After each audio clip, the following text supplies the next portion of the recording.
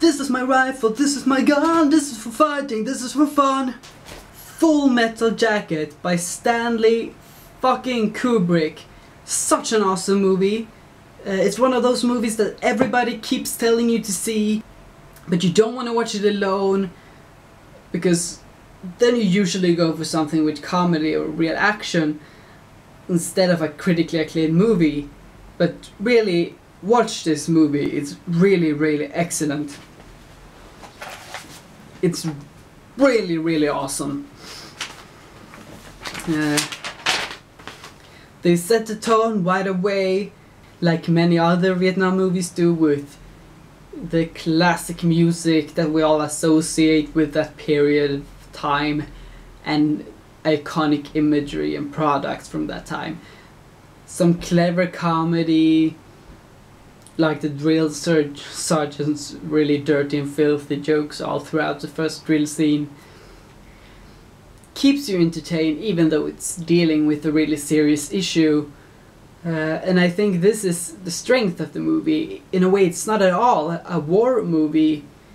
It's got a lot more in common with movies about the camaraderie of young men and powering through hardship as a group. Movies like maybe Dead Poets Society, or perhaps Remember the Titans is a bit more fitting. Because the war scenes, apart from the last 20 minutes of the movie, they're really just short spurts to keep the whole thing exciting and make it be a movie about the Vietnam War. Really, the long scenes are just people sitting around talking bullshit and dealing with the everyday life of being in the military during war. And it flips so perfectly between these war scenes and the dialogue scenes that it should really be a textbook example in how to keep a serious movie interesting and entertaining at the same time, but still having it be a clever movie.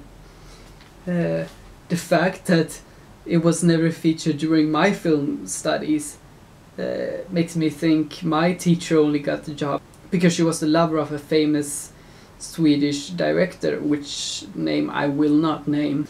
I mean, it's so perfectly performed, just about when you think, now they're in the war, now it's going to be a war movie.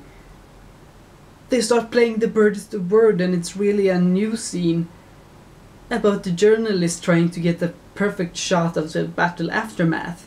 It's not until the last 20 minutes that it does become a war movie, and even then it's more of a thriller, a short sniper thriller.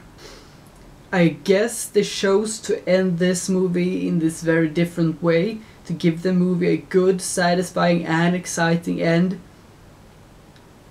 but still keeping it a movie that chronicled the experience of the protagonist journalist throughout the war without having to follow him to the end of the war.